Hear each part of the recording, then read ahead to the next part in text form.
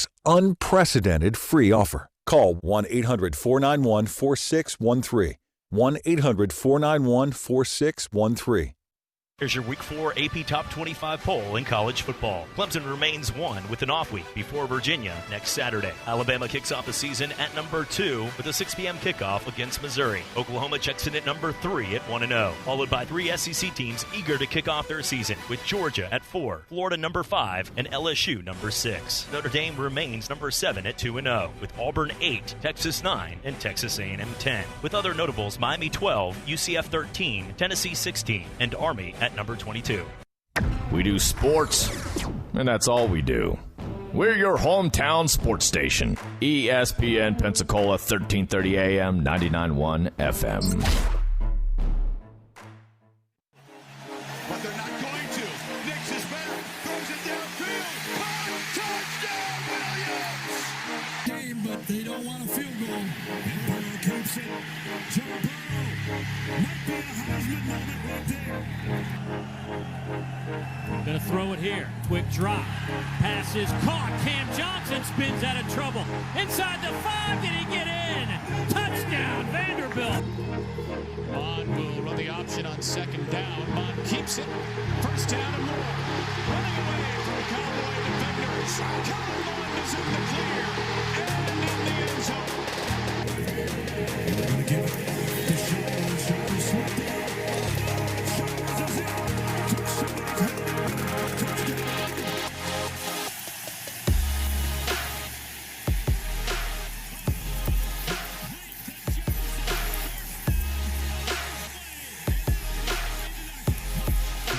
Shaking up. Jake Fry playing action deep. He's going to go on the sideline. Lawrence Pager. Touchdown. They bring an extra man. Bowden's going to try to run with it. He's got room on the edge and a great block down there. Bowden into the end zone. Catch back in front of the 24-yard line. Potential back shoulder. Instead, Powell handoff. Touchdown, Mizzou. Gray has a huge run. Keep him close, but in front, just like that. To places goes Devontae Smith. He will cruise to the end zone. 74 yards, touchdown Alabama. And KJ Wright's got a big, giant mural.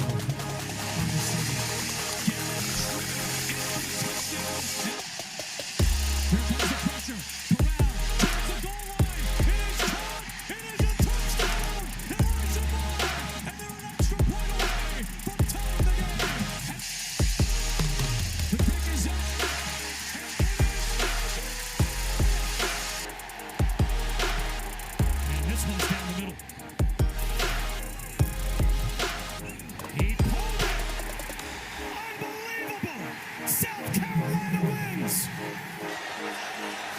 Trask going to keep it, and the lane opened up wide for him. Untouched, Kyle Trask. Lofts it up, has O'Grady. First down, inside the 40. He's still on his feet. Down to the 30. Are you kidding me? He's going to take it to the end zone. What a job. Almost 20 minutes left to play. Here comes the blitz on Burrow. They're giving chase, and he somehow escapes again. And now throws late on the run. Got it. Justin Jefferson. Jefferson.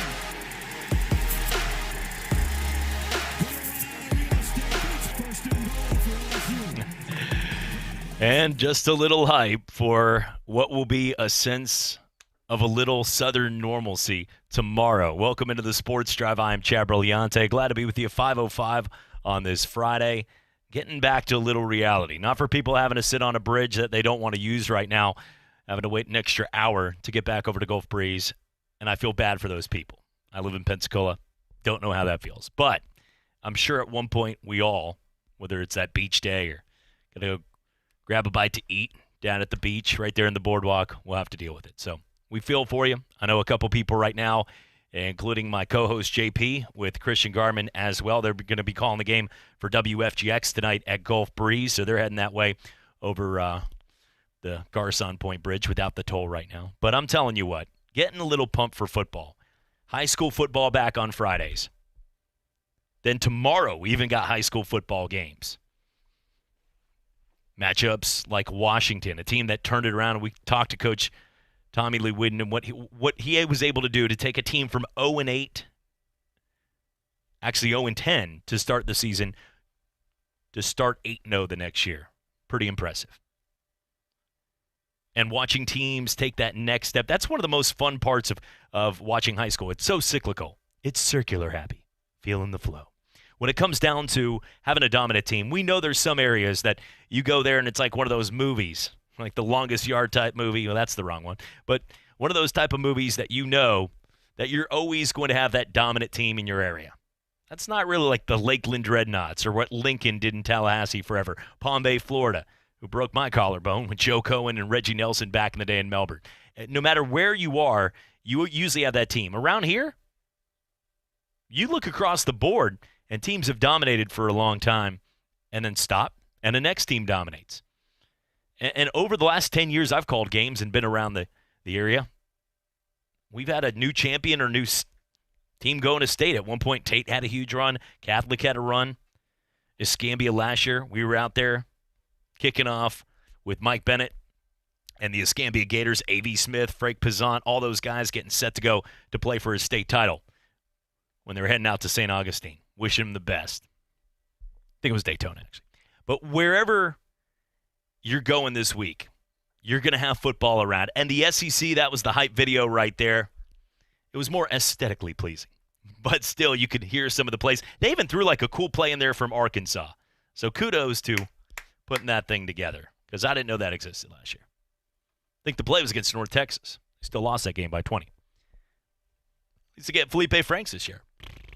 But when it comes down to football coming back, the games are back. The teams are back, and we're excited for it. We'll be having a number of college football. The NFL Tailgate Show, the Fan Zone, will be out there on Sunday. Looking forward to that event over at Beef O'Brady's. Got the whole crew. I'd like to thank all of our great sponsors for that.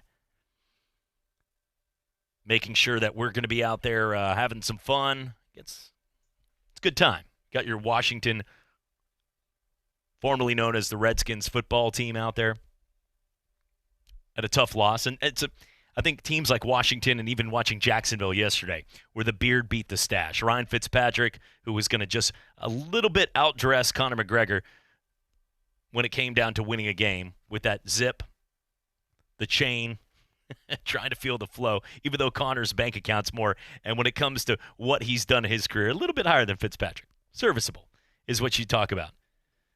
It's like you look at that chart, your weight, your height and weight when you go to the doctor, and you're like, yeah, I might be 210, but I don't feel obese. It's just a chart. Ryan Fitzpatrick went like quarterback, like, yeah, he's our starter, but I really don't see him as like a starter. He's Ryan Fitzpatrick. So he wins that game. But remember, Jacksonville's not a good football team. Minshew was playing out of his boots in game one. They had to win against Indianapolis on a final play, and he went 19 for 20. He had one incomplete pass. So he pretty much had a flawless game, and they still lost. Again, at home, Tennessee right now is not a dominant world beater, even though they got the number on my pad, so it might be a little salty. But they go out there and they keep that one close. That game wasn't as close as the final score either. Tennessee was up by 2 touchdowns or a touchdown pretty much the whole game. Last night, little back to earth. Miami, the Dolphins get the win, 31-13. They needed that win. Get that gopher right there and that O off of the win column right there. Now 1-2 on the season. But when it comes down to high school football with games tonight, where you got 2 games in Santa Rosa in our area, with Navarre traveling to Pace, and then Milton at Gulf Breeze. Then tomorrow, a full slate of games starting in the afternoon at 1 o'clock. Washington, the Wildcats, taking on the Tate Aggies. And then at 2 o'clock, a matchup going on with West Florida traveling to Escambia. And at 7 o'clock, the matchup at night between Catholic and Pine Forest. And I know Northview is taking on Holmes County as well. So some matchups around here, some football to watch. I know a couple weeks ago we were able to watch games down the road where Spanish Fort was playing in Alabama. They've already been going back and getting out back to the gridiron like normal.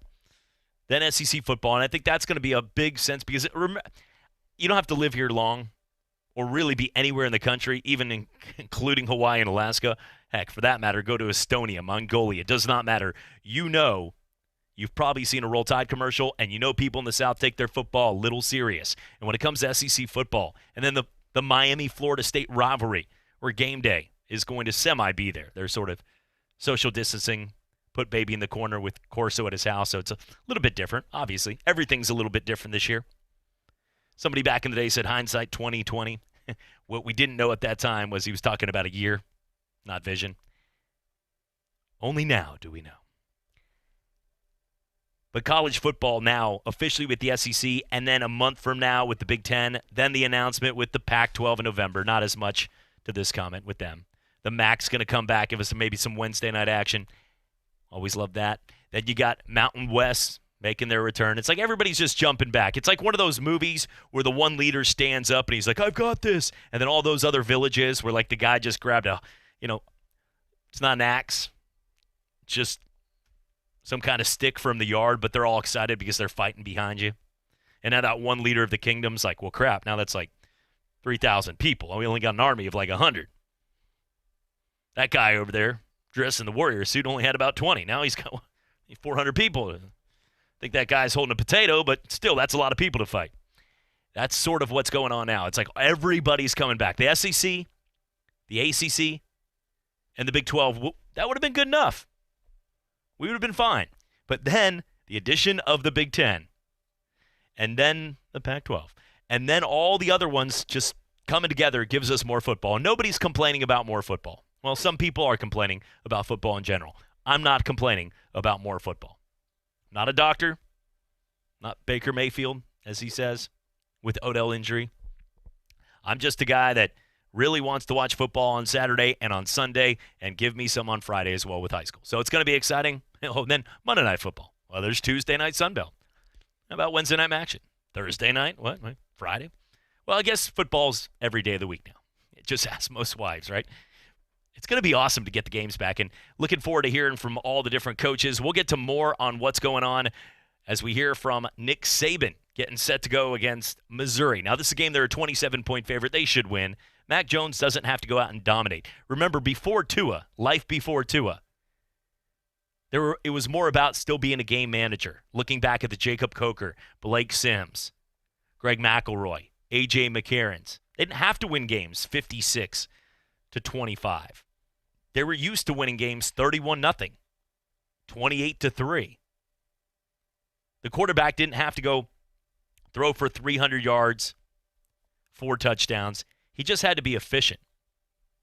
And Mac Jones can put up big numbers. We saw that. Even in a loss in the Iron Bowl to the Auburn Tigers, which used to be a grinded-out type defensive battle, which got into the 40s. He made a couple mistakes, but he also put up over 4 Hunsky and had 4 touchdowns. So even against Michigan, big numbers. He can do it. He can get it done. You can do it. You can do it. Overall, though, this one, he doesn't need to do everything. They might not even have to pass, like that old Cumberland Tech versus Georgia Tech game where they won 211-0 and didn't have to pass the ball once. There's only like 1 first down because every play was a touchdown. But it's not going to be that bad. Eli Drinkowitz, pretty solid coach, but we'll see. They got the matchup, and Nick Saban talked about the matchup coming up here as the Alabama Crimson Tide get set to take on Missouri. And Coach Saban talked about his team and the preparation for the game. Players' preparation this week in practice, I think the effort has been good. The intensity level has been good. But, I'm encouraging the players to make all their decisions based on winning.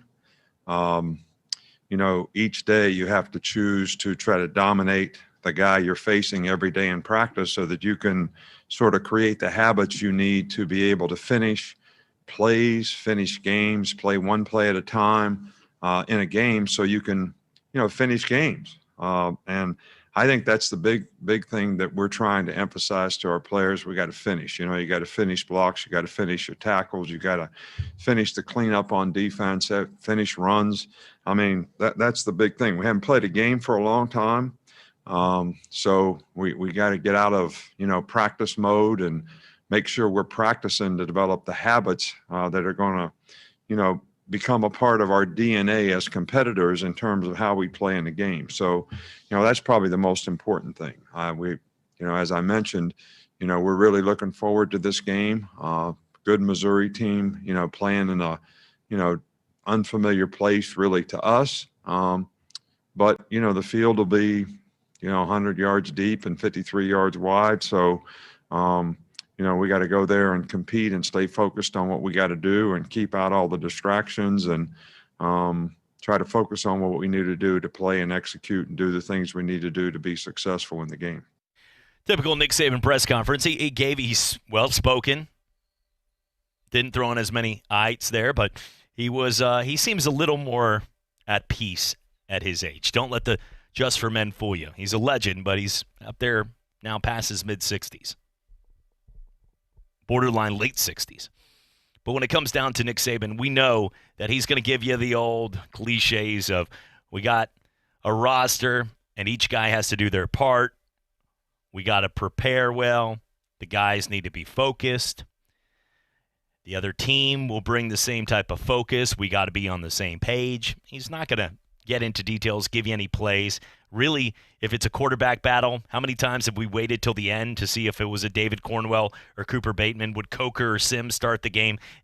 Usually Nick Saban doesn't want to give out all the bags. And you know what? Some of the best coaches don't. So, teaches their own. In the media, sometimes it's tough, but that's just how we roll. When we come back, we're going to listen to Ed Ogeron, too, talking about the games coming up here as the LSU Tigers get set to go.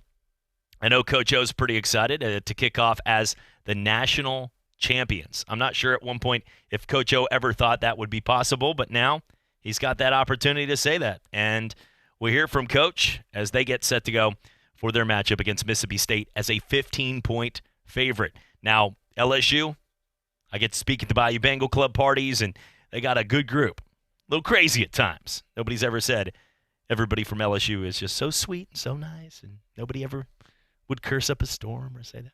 Say a little crazy, but usually a lot of fun and usually good people that have your back. Go Tigers. And Coach O will be ready to for this one.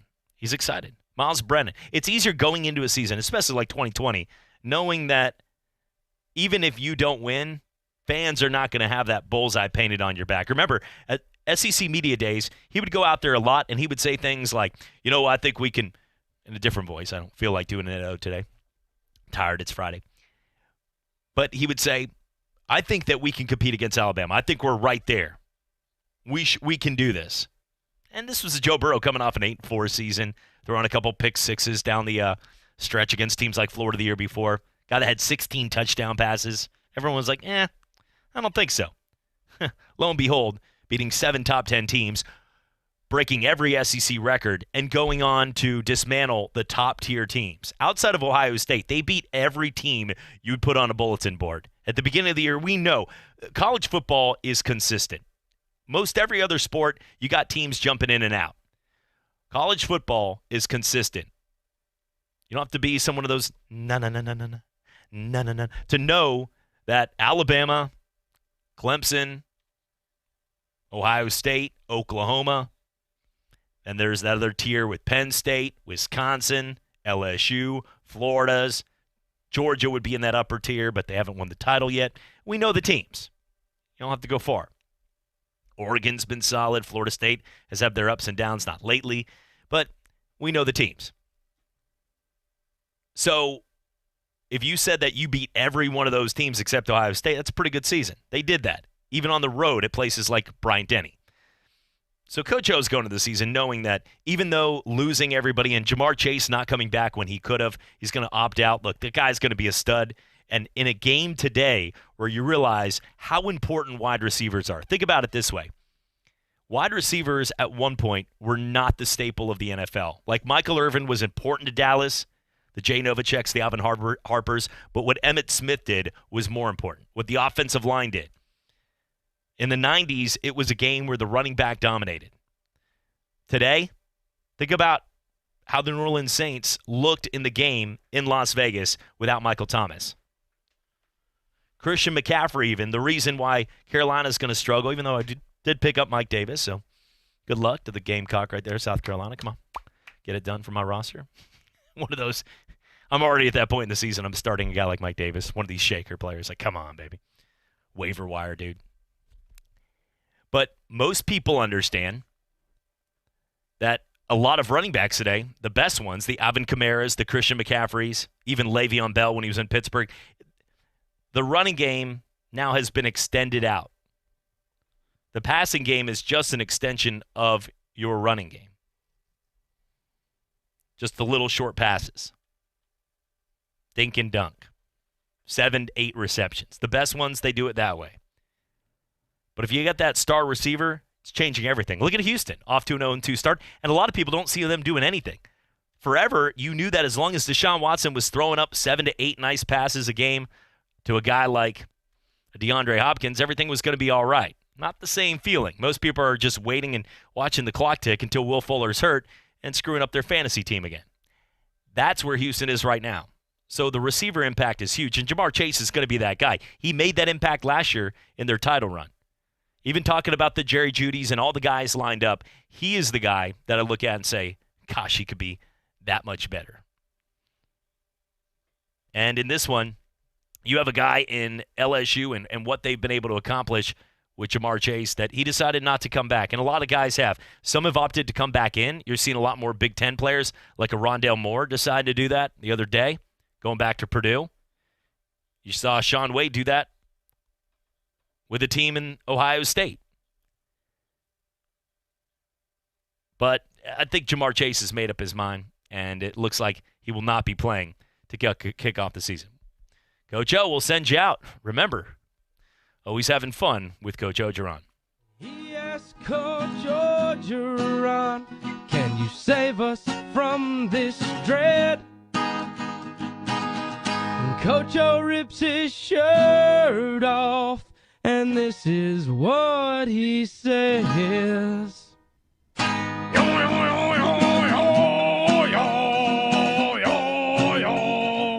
Football. Football.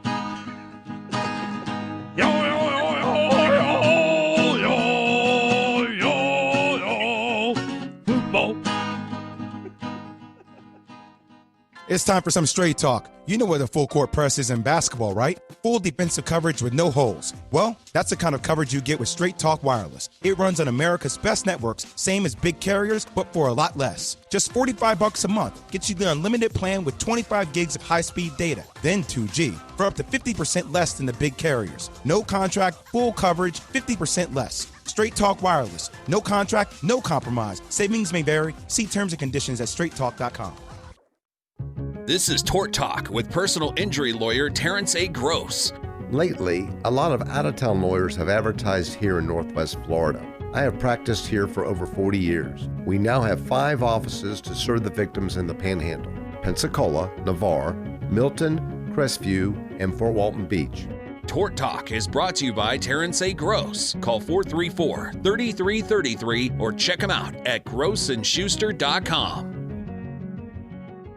Are you craving something unusual and exciting? A new adventure? Visit the Adventure Gurus at Adventure Motorsports of Northwest Florida. From commuters and daily drivers to long-haul tourers and off-road explorers, they'll match you to the perfect ride with a proven process that gets you on the road quickly, cost-effectively, and safely. Adventure Motorsports is an authorized dealer for BMW, Indian, Ducati, Suzuki motorcycles, as well as Polaris, Slingshot. Find your adventure at Adventure Motorsports of Northwest Florida. Visit AdventureMotorsportsNWF.com. For your Florida Gators Chomp Talk, I'm JP. The Florida Gators are chomping at the bit to get on the field for Saturday's matchup against the Ole Miss Rebels. Even though this will be a new-look Rebels team with Lane Kiffin at the helm, Florida, led by senior sensation and Heisman hopeful Kyle Trask, look to make this the year that Dan Mullen takes the SEC East title from Georgia. With Kyle Pitts, Trayvon Grimes, Kadarius Toney, Jacob Copeland, and a much-improved offensive line, this offense should have no shortage of firepower. That's your Florida Gators Chomp Talk. I'm JP. Hi, I'm Matt Kenseth. You don't have to be a race car driver to know that life can be full of drama. Some of it you can't control, like mechanical issues, high winds, and rain delays. But there's some drama you can skip. Skip the drama that comes with not having your high school diploma or equivalency. Find free adult education classes near you and finish your diploma. Visit finishyourdiploma.org. That's finishyourdiploma.org. You just need to take that first step and find free classes near you and leave the drama for the racetrack. Brought to you by the Dollar General Literacy Foundation and the Ed Council. It's a new season, and at Sport Clips Haircuts, all of our stylists are clean certified and guy smart. So come in and get yourself back in the game with our legendary MVP experience. It's a mancation with our hot steam towel, relaxing shampoo, and a winning cut. Check in online and walk out with confidence. Sport Clips, it's good to be a guy. And you'll be stepping out like a pro. Hi, it's Mike Greenberg, and you're listening to The Sports Drive with Chad Brilliante on ESPN Pensacola, 1330 AM, 99.1 FM.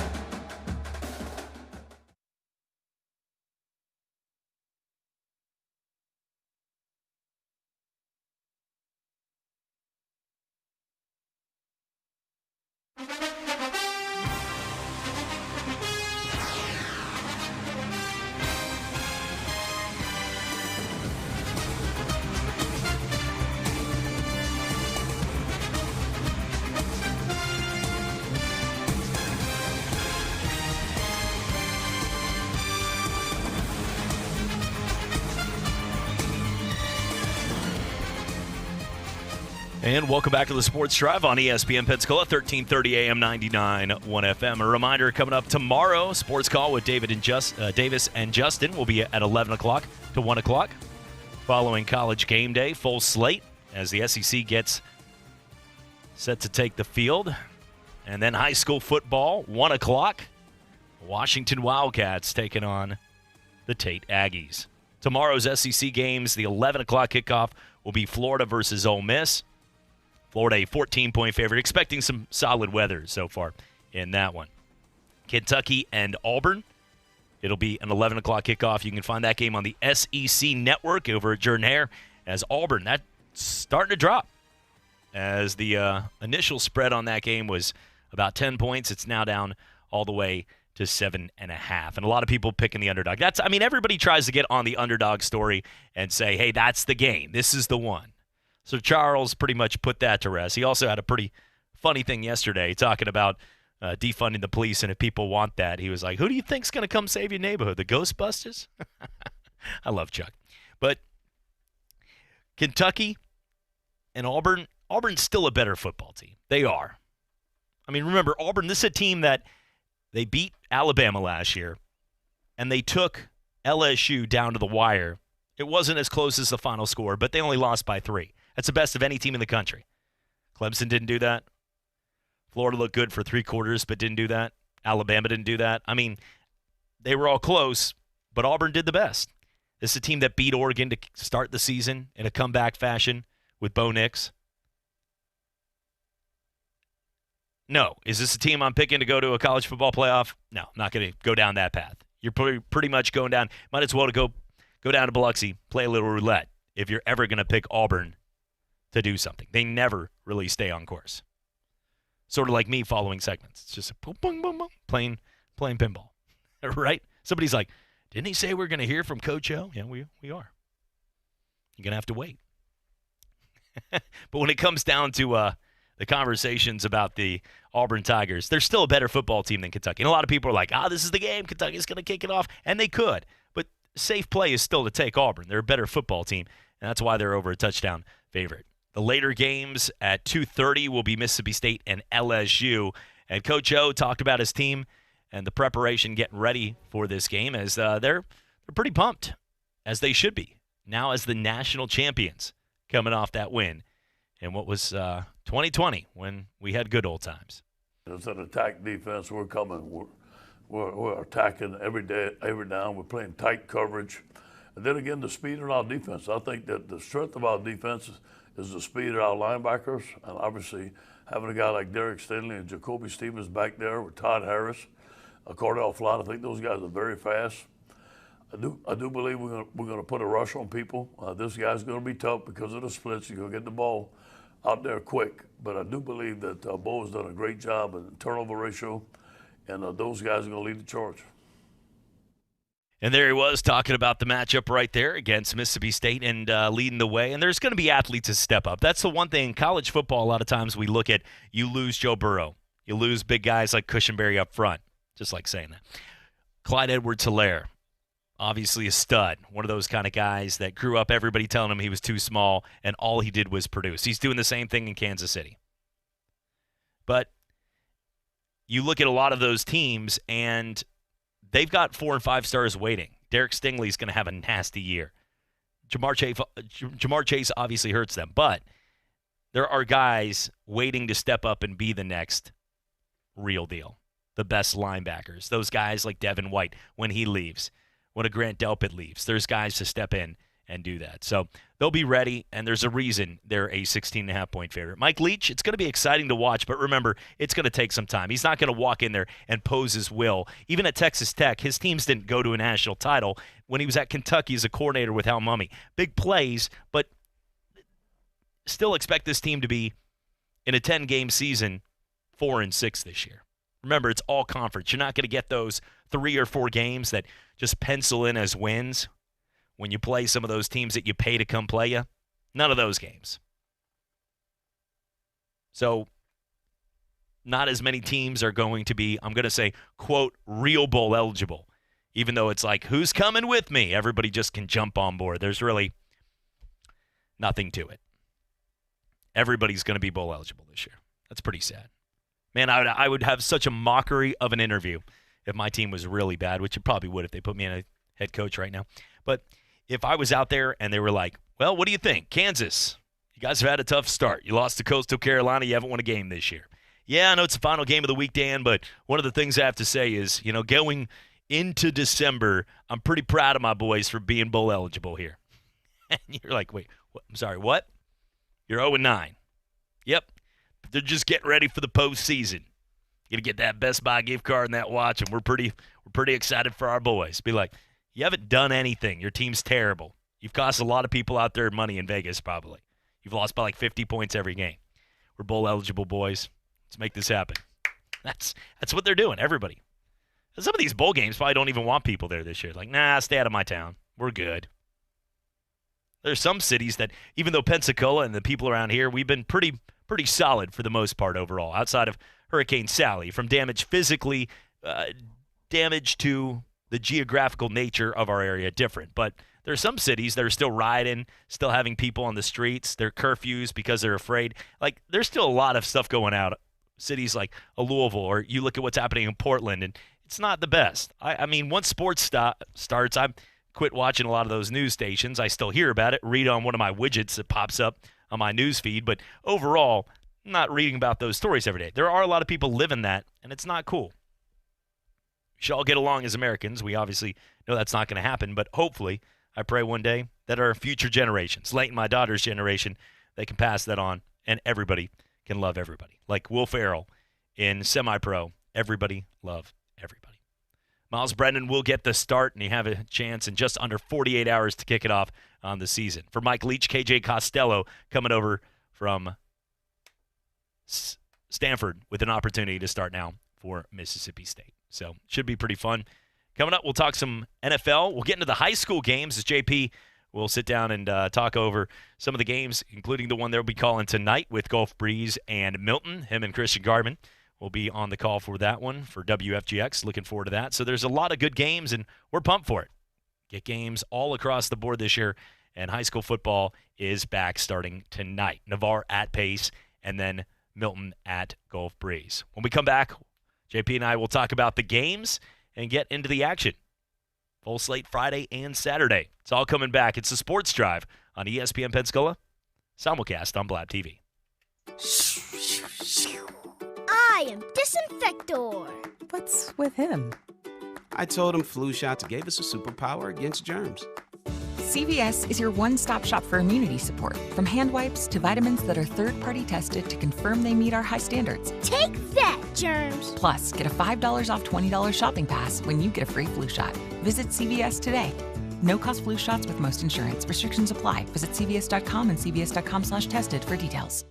Por un momento, deja a un lado tus preocupaciones y sumérgete en el maravilloso mundo del deporte junto a una banda de talentosos profesionales que siempre despiertan la polémica. Jorge Ramos y su banda. Una banda liderada por el relator de las Américas, Jorge Ramos, que te espera todas las tardes para compartir la emoción y la pasión por el fútbol. Jorge Ramos y su banda. Lunes a viernes, 4 de la tarde del Este, 1 de la tarde del Pacífico. ESPN Deportes Radio, transformando la radio deportiva.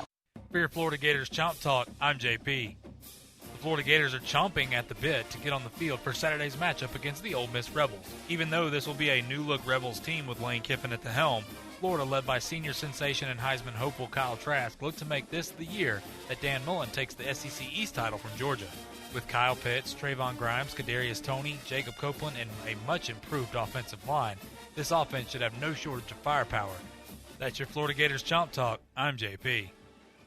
ESPN Pensacola, 1330 AM, 99.1 FM. Pensacola's home to hometown sports, covering the biggest high school games. UWF football, catching every game of the Pensacola Blue Wahoos. Plus, local sports commentary with the Sports Drive with Chad Brillante. And weekend sports talk with Davis Allen and Justin Patrick on the Sports Call. We are local. We are ESPN Pensacola, 1330 AM, 99.1 FM. What if people had a battery level icon? Like on your phone? You'd see a lot of us in need of a recharge. Thank goodness there's 5-Hour Energy. Because just one sugar-free, vitamin-packed 5-Hour Energy shot can get you all the way back to 100% fast. And isn't life better at 100%? 5-Hour Energy. Get back to 100%. For more information, visit 5hourenergy.com. For your ridiculous facts, I'm JP.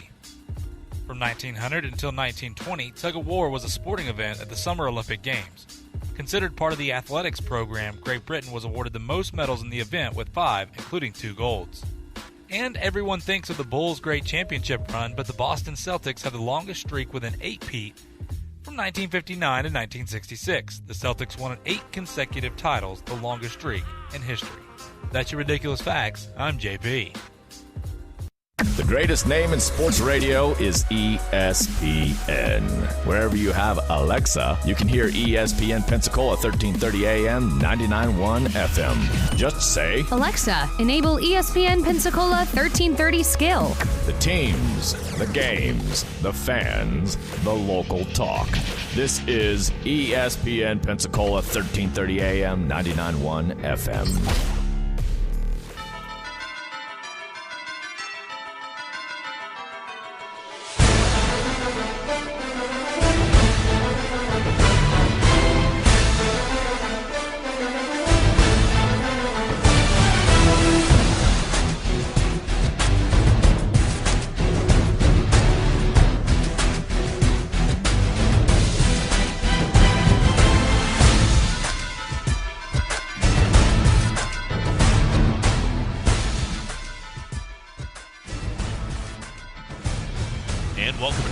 Drive right here on ESPN Pensacola, 1330 AM, 99.1 FM. Simulcast each and every day on Blab TV. Chad Brillante, JP. It is a Friday, and the first Friday to smile. Like Jim McElwain seeing a shark in the water. We are excited because you have football all the way across the board. High school football tonight, even tomorrow, and then on Saturday. The SEC kicks off the season.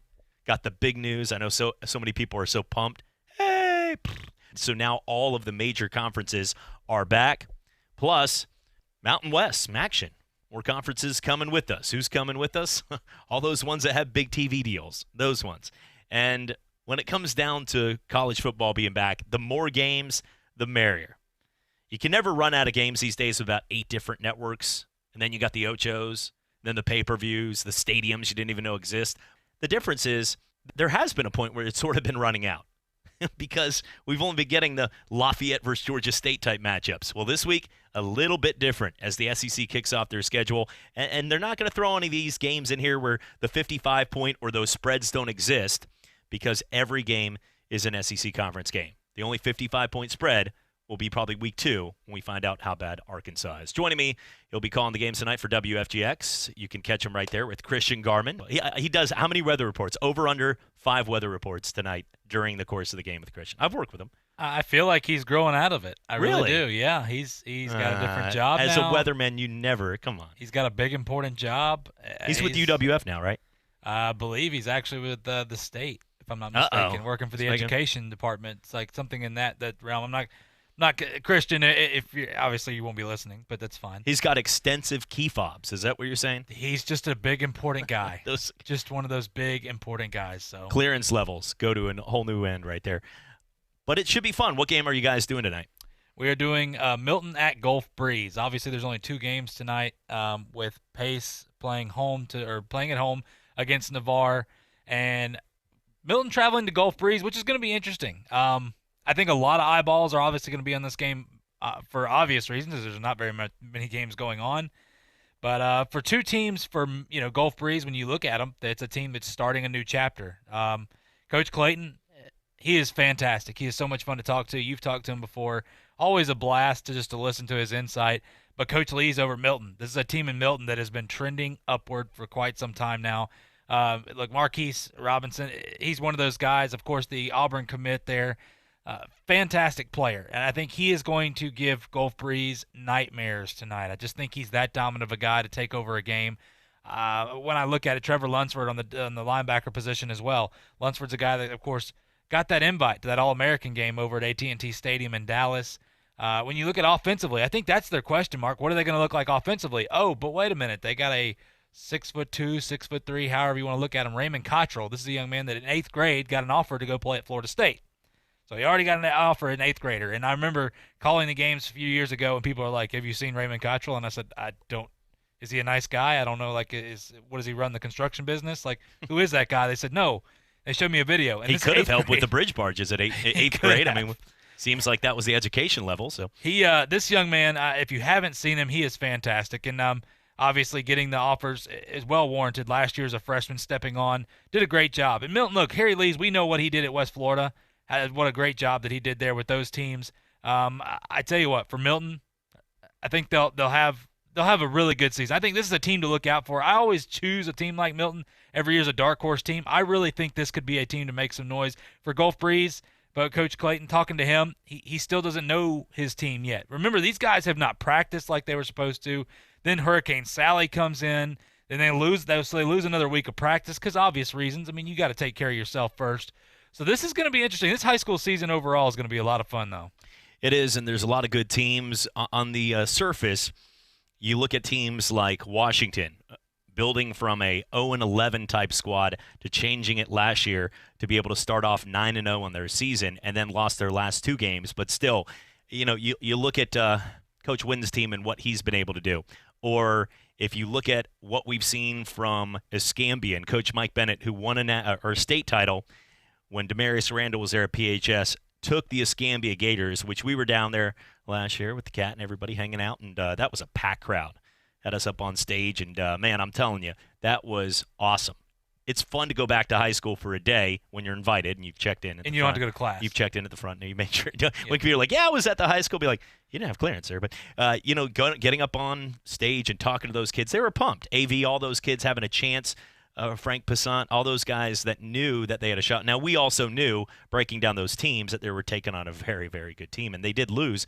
But still, getting to a chance for a state title is something that we recognize. And in a year that UWF won the national title in college football, Escambia made everyone proud, getting to a state championship right there in high school football. But this year, on my short list, and you've done more extensive research than I have on the high school level, but I would say Escambia, no order here. I'm just putting some of the teams that I expect. Escambia, Pensacola Catholic, and I also expect a really good season out of Washington. And then you have some teams like Pine Forest, who was very good last year in district play, and squads like Milton. Now, we all know the teams, it's very cyclical in this market. We both called the high school football games for TV over the years, and watching these teams, you'll have Pace go on that run when you had the Damian Bivens, and before that with Quade Weimer-Skirch in those running games. You have the Miltons when they had that offensive line that was just impossible to stop, winning in the trenches with the big guys. Pensacola Catholic has been up and down throughout their career, having some really stud QBs, and then next year maybe not getting that same play. But last year was one of those years before they lost to Florida High. All these teams across the board have had their ups and downs. And you know, with Milton, I think that's a good dark horse pick because Harry Lees is a very good coach. He's been that way. He's run a great offensive set wherever he's been. Remember, he was at West Florida before Rhett Summerford took over. He was at West Florida building that team into it without even having an on-campus stadium. Now they're actually at their home. West Florida High School moved right behind us over here. And now at the old Woodham Middle School, they're actually playing their games where they've played all along, but now they're actually at their home instead of sharing the same school right there with Pine Forest. So it's going to be a lot of fun this year. I'm looking forward to it because it's the first year, and I think the kids, what we've seen so far too, JP, because it has to get brought up. I'm glad we're talking sports again and not all the crap we had to talk about for 4 months, but the one thing, important crap, but just not the things that we like to do in our job. I want to make that clear too. It's not like someone's like, did he say that wasn't important? It's probably more important than football, yes, but we like to talk football. Talking about these teams, though, getting ready to go, other teams around the nation have showed that it can work. It's been over 3,000 games now played through 4 weeks in other areas. Spanish Fort down the road, only about 30 minutes right down here, was playing a game on national TV on ESPN, 3 weeks ago? So it can work. And it's shown that it's not going back and spreading the community. I think that the teams, it's going to be up to the teams, and there's going to be kids that aren't going to be able to play. But I think that they can pull it off around here, and I'm optimistic for a good season ahead starting tonight. Well, and a big look. First off, a shout out to all the high school players and their parents and everybody, the whole staff and everything that's been involved, because it's a whole family effort. We all know in our community, obviously, the cases have gone down, and that's a testament to what we've done as the city of Pensacola, as Gulf Breeze, as Milton, Pace, all these other surrounding areas. Once again, high school football can happen.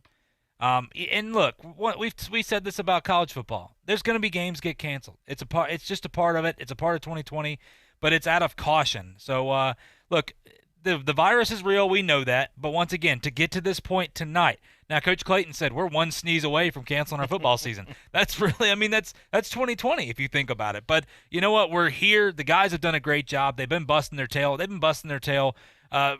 In a way that when I go back and look at when I was in high school, the motivation it takes. Because remember, when you're all around your team, working out, running, doing whatever, it's a lot easier because you got your team there. A lot of these guys had to do this stuff on their own. They had to separate and go on their own and do their own thing. Work out. You hear coaches talking about, high school coaches around our area. Coach Whidden, we had to, basically bring guys in waves. All right, no more than 10 people in the weight room or whatever it is.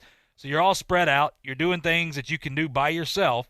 Just think about that for a minute. It's if you've ever been in a high school weight room, working out in the middle of football season, summer workouts, whatever your sport is, it gets loud, it gets hot, and it gets wild. And wild isn't a good wild. I'm not saying crazy, but like it gets intense in there. Guys, the adrenaline starts flowing. You start pumping the weights. Like there's none of that. Guys are sweating everywhere. Like I'm just trying to paint a picture of understanding. You're going from that to, all right, everybody spread out, stay where you're at. All right, we got another 10 whenever we get done with this group that's going to start coming in. It's just night and day different. Like that's like for college as well. These guys are going through different protocols they've never had to go through, but they're doing it because, one, they love the game, and two, they just want to go out and play. And I think you share this sentiment here, but I look back to 2003 when I was a junior at quarterback and after an awful sophomore season campaign, and I look back and there's a good chance that COVID and this protocol was back there because I remember multiple times Coach coming to me and saying, we're really not expecting you to travel this week. So if you can go home, get some rest. He was going to jump on it. Go ahead and I think that was something different, though, but we'll talk about that later on. Yeah. I don't think that was good. But yeah, it's COVID. Yeah, it could have been COVID-related, for sure. Yeah. Wait a second. Yeah, no, you're good, man. You're trying to tell me that you're they good. might not want me to. No, that's not at all what it was. You're good. You're good. Yeah, just okay. I thought it might have been the 6 picks that I threw a couple weeks before that. No, that wasn't your fault. Okay. Like Jameis Winston, those weren't your fault. All right, that was your other guys. That was their fault. Boy, this is an awkward moment. Okay, now I know. All those years, I was putting the pieces together.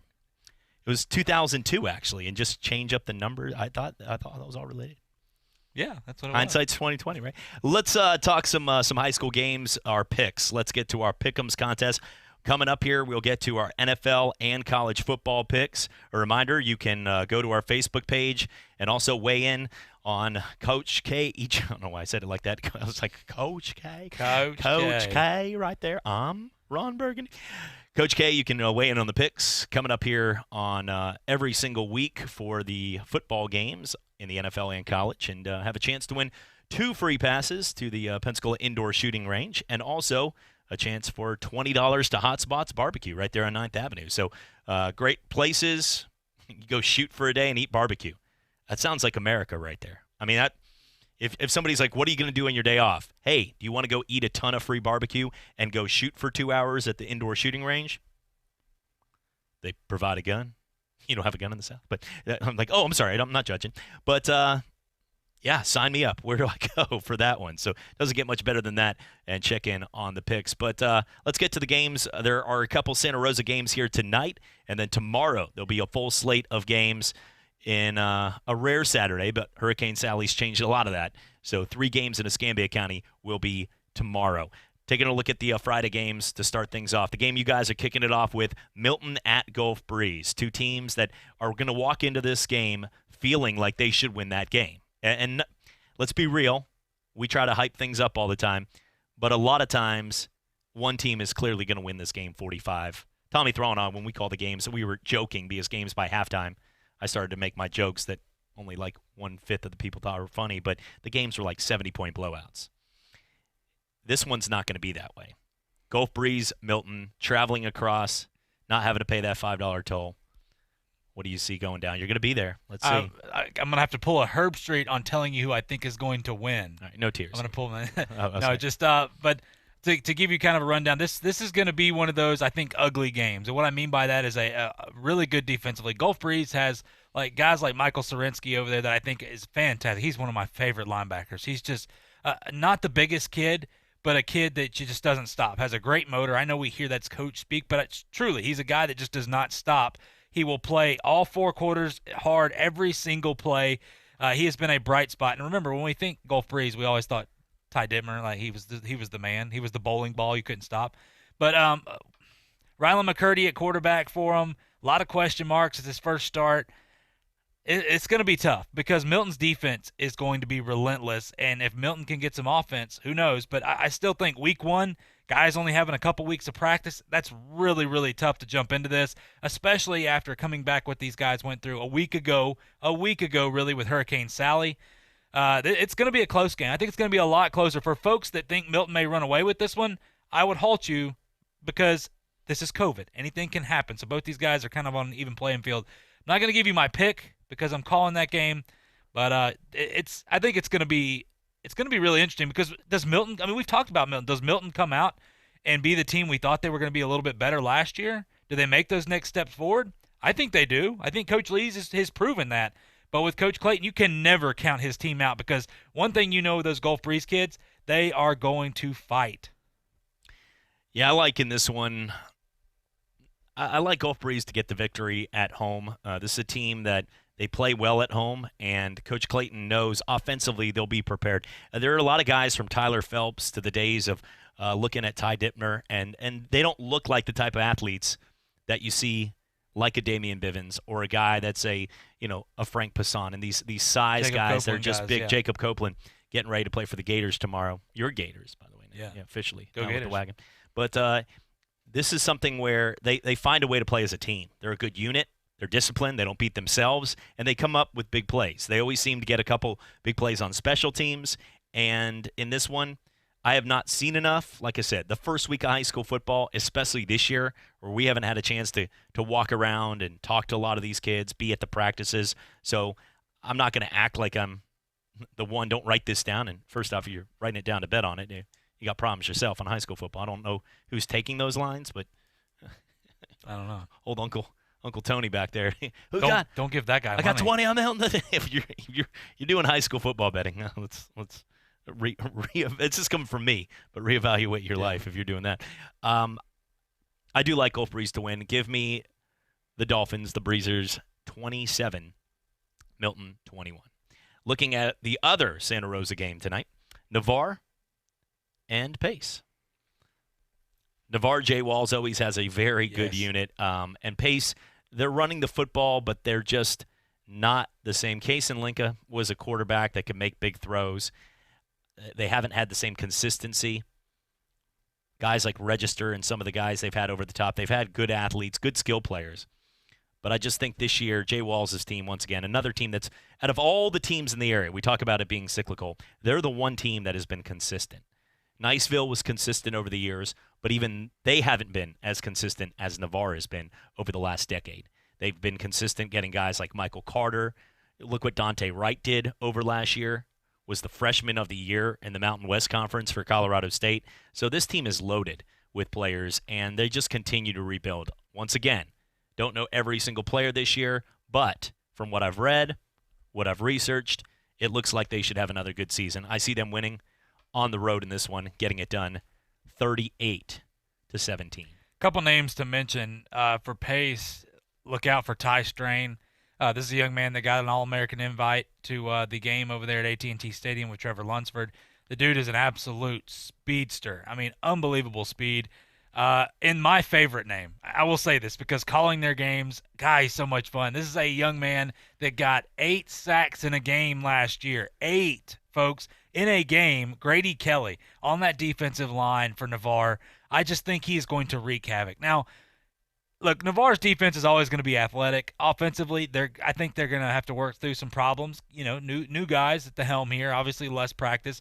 For Pace, the offensive line's gotten a little bit better, but can that defense withstand? Can they withstand that barrage that they're going to get tonight? I don't know. Once again, when we make these picks, we're going off of what we think, what we believe. We don't know until these guys hit the field. That's how it is. I mean, but when I look at this, just because of what you were talking about, Navarre has been very consistent. Last year was a down year for them, but they still won, I believe, 6 ball games. That's a good year for a lot of teams, but for Navarre, it's a down year. Jay Walls, fantastic coach. Coach Ken over there at Pace, they're both great guys. But Coach Walls, you just know he's going to have these guys ready. Now, at Pace, look, they're playing at home. It's a different team at home. It could be a toss-up. But I really think that, look, Pace will keep it close in the first half. But once Navarre gets their legs under them, I think they're just going to run away with in the second half. When we come back, we'll take a preview of Saturday's games. Looking forward to that slate, as well as a full SEC preview. Look at the games coming up here over the weekend of the NFL. The Beard has taken out the stash on a Thursday night game that many of you said, come on, man.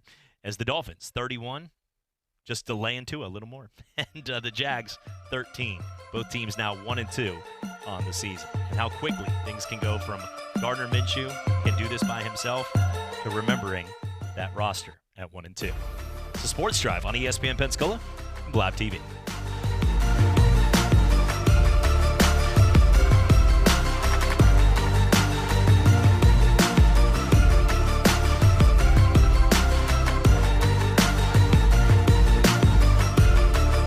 This is ESPN Pensacola, 1330 AM, 99.1 FM. Pensacola's home for hometown sports. Your home to talk football with Coach K. Sports Drive with Chad Brillante and Sports Call with Davis Allen. If you'd like to partner with ESPN Pensacola or become a sponsor, just give us a call at 262-6000. You're listening to ESPN Pensacola, 1330 AM, 99.1 FM. All sports, all the time. WEBY, Milton, Pensacola. Ladies and gentlemen, can I please have your attention? I need all of you to stop what you're doing and listen. Coming up on the Sports Drive in the second hour, we'll get to more high school, college, and NFL football. Football back. Playoffs going on in some major sports, and baseball teams all around trying to make those extra spots in the playoffs, even the Miami Marlins. Has just become the NFL's all-time pressure. Across the middle, and it's caught for the first. It's Baldwin shaking free and sprinting down the sideline for the touchdown. His third of the day. Doug Baldwin. Derek Brooks, who ran back 3 interceptions for touchdowns in the regular season, does it to cement the Super Bowl. Boxing's elite, the new WBA heavyweight champion of the world, Roy Jones Jr. Baldwin beaten. The result has come up on screens that Gatlin's taken it. Goodness me, it was a blue American vest. 992 the Gatlin. 992 by the American champion to take gold. Another Watson is wearing a green jacket at Augusta. And this time, his name is Bubba. Scores on a 34-yard touchdown run by the Doak Walker Award winner, Trick Richardson, who broke a lot of Emmett Smith's records back in Pensacola, Florida.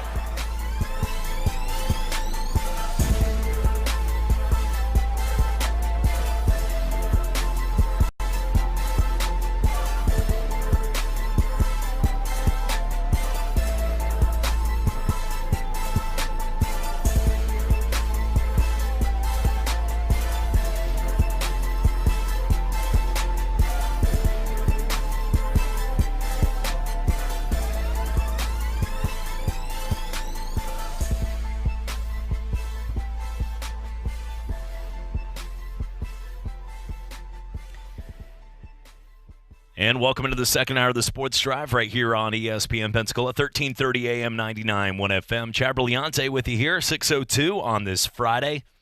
You know, a lot of people right now thinking they're getting their weekend all started and then going, crap, I've got to wait on this bridge for an extra hour. Yeah, well, that stinks. I had nothing to do with the barges, but I feel your pain. And guess what? When you get over it, you get a whole week of football, which is awesome. Oh yeah. You got JP, our co-host. He's actually out there right now heading there for the game against Gulf Breeze and Milton. Him and Christian Garman will have the call on that one. I know Davis Allen and the folks tomorrow looking at all the slates of games, the sports call with Davis and Justin at 11 to 1. And then you got high school football games all around with the 1 o'clock kickoff right there between Washington High School and taking on Tate. Then the matchup at 2 is Scambia taking on a West Florida squad. And then at 7 o'clock, late game, Pensacola Catholic and Pine Forest. There is one more game tonight besides that Gulf Breeze Milton game, and that is the Pace and Navarre game. The Pace Patriots will be hosting the Navarre Raiders. Every team really in charge of how many people will be in the stands. I've been asked that question, so how many people are going to be there? I don't have the answer to all that. That's up to the schools. It's up to really the people to maintain that. It's like going to Publix. At this point in the game, you expect people to be wearing masks, but the 1 or 2 people that aren't, you sort of don't say anything to. Maybe you are the guy that says something. I don't. I go about my business and make shopping a pleasure. But at the games tonight, you're going to see some people there. Some teams are going to have less. You saw the games 3 weeks ago down the road. This is only 30 minutes away. Just because when you go to Welcome to Alabama, it doesn't change. It's not like some kind of force field there. Maybe some people think so. Roll Tide. But when it comes down to having people in the stands, 3 weeks ago they had a good amount. So things are slowly getting back to normal. We're still going to see a lot of teams, even like Las Vegas, the Raiders.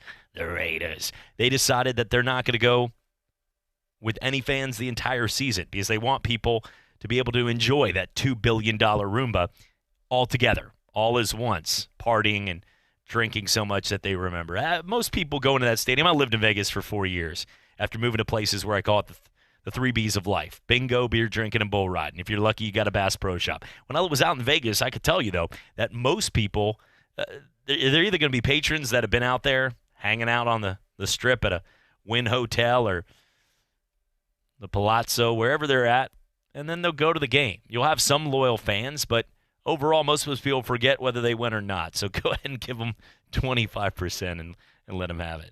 Like 25% is what Mark Davis should actually pay for that hideous haircut. But there are a lot of games in the SEC, a number of games to kick off the season this year. And the SEC, we always count down the days. I've Been in this market 10 years, and everybody always does the countdown to college football. And it's usually insert, we're counting down until the SEC starts. You still have your teams around here. You're going to get your Troy, South Alabama, got beat last night. You got your fans of, obviously, Florida State. Sort of like, even though they're in the ACC and they don't want to be known as the SEC foe, it's all part of, like, the group. We understand that. People look at Florida State differently, obviously, 2.5 hours away compared to, like, a Miami or a North Carolina or another team that really doesn't represent what most people around here in the South see as football. We've had to wait until September 26th this year, and everything's been different in 2020.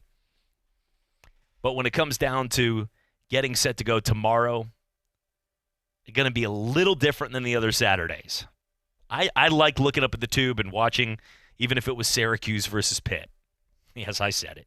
Or Navy in the comeback last week against Tulane. But that's all great.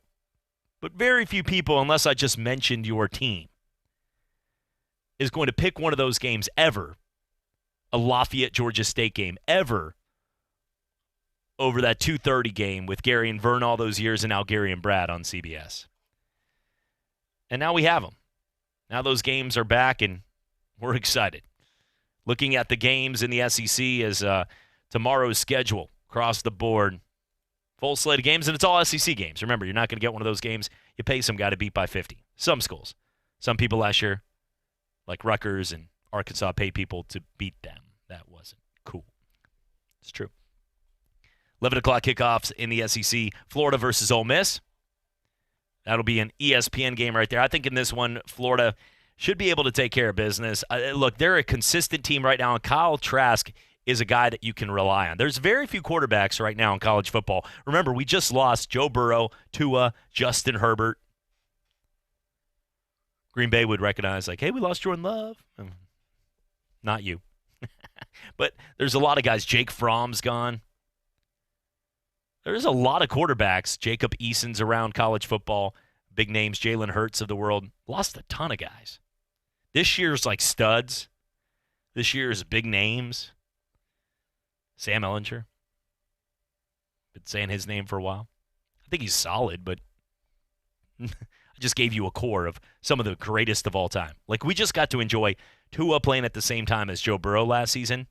And you also had Jalen Hurts, what he was doing consistent at what he did. Kyler Murray before, the skill set of what he had. Lamar Jackson. Think about the names we just had. Even Patrick Mahomes was out there before we really knew, getting beat. Nobody was watching his games at Texas Tech. He's out there getting beat 51-50. He had a game where he threw for over 700 yards against Baker Mayfield in Oklahoma and lost. How about that? Like, after the game, getting interviewed, like, Patrick, what could you guys have done different? He's like, well, I could have maybe gone to the coach on Friday and asked if I could suit up at all 11 positions on defense, because clearly those guys don't know their stinking job. Next question. He would never say that. He'd probably talk about putting ketchup on eggs. But you get 700 yards and you lose a football game. That's just not cool. That's not cool in any level at all. But then you look right now at the matchups with the teams like, you know, a quarterback, consistent play. Who's to say? Kyle Trask could be the best quarterback. Justin Fields is back, and Trevor Lawrence. We know those guys, and those are the names that have been resonating. We understand that. And now with Ohio State back, that's great. But even Georgia, at one point, we weren't sure Jamie Newman was going to get that. Then he ended up deciding to go pro. A lot of people said he was going to lose the job anyway. And now, talking about the Georgia quarterback situation, we thought that when it came down to JT Daniel was going to take over, but he still hasn't been cleared, and it looks like at this point it's still a mystery. We're going into the game, and there's a good chance this number 4 gets set to go against Arkansas, which is a good team to have when you're trying to figure this out. Remember, Sam Pittman knows the team, but I don't know how far that's going to really help. But at this point, redshirt freshman DeJuan Mathis looks like the possible guy. Expected both to play. And then the sophomore transfer in JT Daniels, who, remember, was like all high school was the man, but that doesn't always correlate. And we'll see. He's got some solid skill set. And behind a good offensive line that you expect Georgia to have year in and year out now under Kirby Smart, he's probably going to be a little safer. But remember, Mathis is a guy that's been through a lot. He's a talented kid, obviously. But this is a kid that's doctors allowed him to return to practice after having some serious health scares. He had severe headaches, underwent emergency surgery with a cyst on his brain. I mean, this is not that's the kind of stuff like when people are like, yeah, we've all gone through things. I got rushed to the hospital with 20. It's just a 2020 thing. Myocarditis in my heart. I guess it's pretty serious. I shouldn't downplay this, but his echelon of where this is at, though, to have a cyst on your brain, that's really scary. And now he's out here playing football. That was January 2019. This isn't like way back yonder when he was an 8-year-old. This is last year. Imagine that, having brain surgery, and now you're out there fighting for the job to compete and win at Georgia. Talented kid, but that's sometimes stories like that motivate a guy even further to take the next step, and I'm rooting him on. He seems like a good kid, and when you've had a situation like that, you look at life differently and the opportunities of life different. And when you play at a school like Georgia or Alabama or Florida, you've got a chance to take your game, and you're going to look better. You're going to be throwing at 6'5", 230 targets like Pickens and other guys, and you can take that opportunity and become something special. You can grow into a guy that, hey, I played at Georgia, tell your kids one day. Or you can be the next obvious Georgia quarterback, which we would name is everybody together? Yes, Eric Zier. That's exactly what. No, he was solid. But Matthew Stafford or, Jake Fromm. I know he's looked at differently after some tweets, but, some of these guys that have a shot to go to the next level. We'll see if Fromm ever gets his opportunity in Buffalo. It might be a while. Or if any offensive lineman that is a certain color might block for him these days. Who knows? Who knows after that tweet? It's not me to judge. Dan Mullen talked about the game and talked about being around this game. Remember, he coached at Mississippi State, the Egg Bowl. Lift that leg up, fire hydrant, baby. And in this game right here, he's been around against a squad like Ole Miss. He knows how to play them, and he knows what it means. And now he returns with Florida as a 15-point favorite, taking over for this team that has high hopes. The media picked the Florida Gators to win the division in the East. Sometimes people get excited, just like a lot of people are picking Kentucky to beat Auburn this week. If you had to ask somebody who's a better football team, Auburn's still a better football team, but people like that sexy pick. They like being against the grain. And college football a lot of times doesn't give you that. You can have an upset, but if you woke up in a couple year coma and you're like, oh, college football? Well, first off, you missed 2020, so good for you. If you're okay, fine. You come back and you're like, wait a second, is Clemson still good? Is Alabama? You sure Oklahoma's still good? Ohio State? Georgia was just good. Yep, that's all the same, bro. Nothing's changed. Miami is a quarterback. Oh, really? Well, that's shocking. Florida State's not that good. Well, they're getting there after Jameis, but things have changed not that much in college football. You get some teams, and LSU wins a national title. You get those moments, but for the most part, it's pretty consistent. Florida has a chance now, legitimately, to jump Georgia where they haven't been able to do it for the last 5 to 6 years. They dominated that before during the Herb era, winning 2 national titles. They have a chance right now to get back there. With the quarterback situation at Georgia not completely secure, they just lost DeAndre Swift, a number of running backs. Now you've got a chance where you got Kyle Trask, who looked proven last year. Remember, his only losses last year, when you look back at his games, were to Georgia in neutral site in that game, and his other loss was to a team where, if you talk about how good a squad has been for a very long time, well, that'd be at LSU with Joe Burrow. That's not an easy place to win a football game.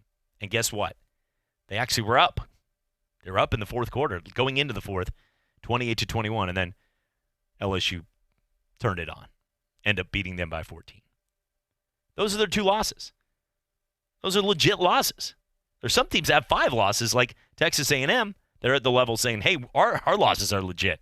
Who'd you lose to? Well, we just so happen to have Clemson on our schedule, thrown in the mix of our gauntlet of the SEC West. Okay, well, who was your cross-division team? Georgia. Okay. Who are the other teams you lost? Well, we lost to Auburn, LSU, and Alabama. All right, you're off the hook. Go 7-5 and be okay. That happens. But Dan Mullen now having an opportunity with Trask this year, legit shot in a 2020 that we don't know week to week. Notre Dame was expected to play Wake Forest. I just saw Jeff Waynes, our sales manager down here, and I'm talking to Jeff today, but he's a huge Notre Dame fan. I'm sure he was looking forward to sitting down and watching that game. Now, sitting down and watching other teams play. I know his kid went to UCF, man. Come on. We got room, same colors. Got the flag up here. Go Knights. We're going to win this week. It's a good week to join us. 27-point favorite against East Carolina. Pirate Nation. Arr, nothing going on there. But I will say that if you look right now at this matchup against Ole Miss, they should win, and I think they're just a better program. Lane Kiffin and Mike Leach, guys that can shake it up. Different guys, different personalities. However, it's going to take some time. Don't expect just because they stepped in that they're going to take these teams and they're going to become Alabama and LSU or Georgia or Florida overnight. There's a reason Florida's a 15-point favorite. They've got better players. And this is what Dan Mullen had to say about the matchup against Ole Miss. I mean, I don't think I said Ole Miss for 9 years, but now I say it. But that was just all part of the rivalry. And, it became a pretty big deal. I mean, I think early on it was kind of, when I first got there, teams were kind of fighting for their identity, and then all of a sudden, during the time when I was there, I mean, both teams became top 10, national programs, and so I think that kind of also, I don't know if it helped bring it to that level, or the rivalry brought it to that level, or the intensity got both teams to that next level of playing, but it certainly became a big deal, and it became a huge game. I don't think I know the story. Why didn't you call them Ole Miss? Why was it always the school up north? Yeah, because I didn't give them the credit for that. We were the State University of Mississippi, and there was Southern Miss. I didn't call them Northern Miss, but that got people all worked up too. So, no, it's just one of those things you do, and to be honest with you, it sparks the rivalry. It's something about your kids, and it was always something to make that game so different than every other game, because that was your big rivalry game of the year. And so it's always just little things we would do to make that game different and feel different and kind of stand alone in a uniqueness of being a big game for a rivalry. And so that was just one of the things that we did for them. And that was Dan talking about the rivalry. Now on the other side, he can say things like even their name, Ole Miss. And that's a rivalry in the Egg Bowl. I got a lot of friends that are hotty-toddies out there, and then other people that, hail State. And they haven't been on top. But at one point, remember, it was 5 years ago that they were 1-3 in the nation? This was like week 7 of the season when you had Dak Prescott. You had a Bo Wallace team that just beat Alabama. They're right there.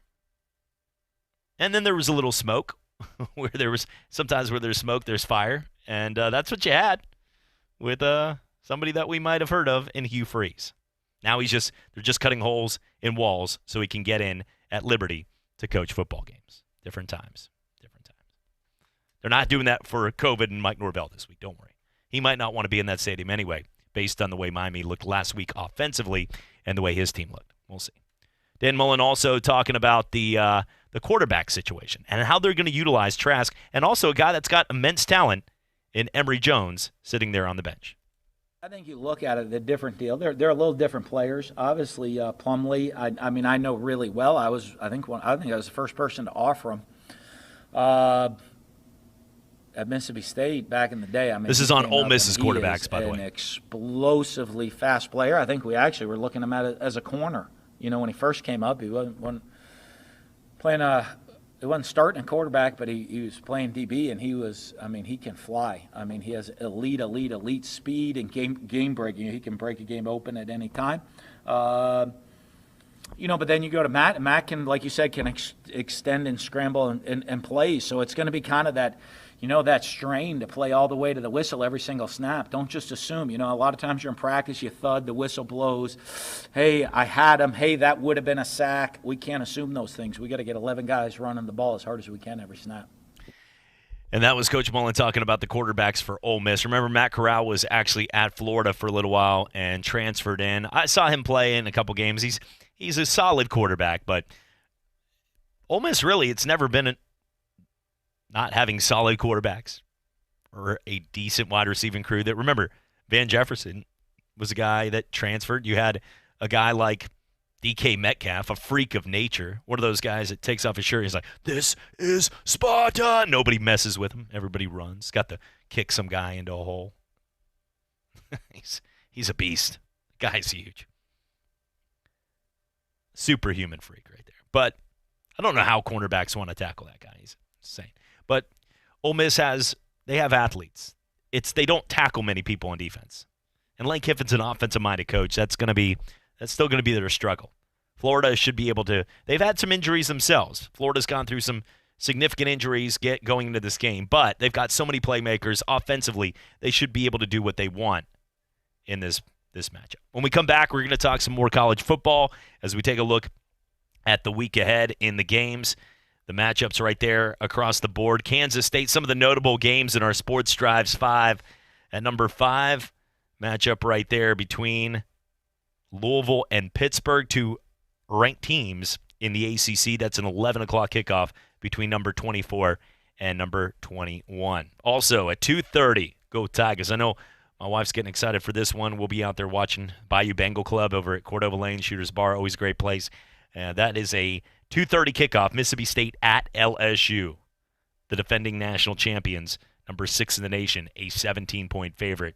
Also, another big matchup, taking a look at the one between, got to put it on here just because it's a rivalry.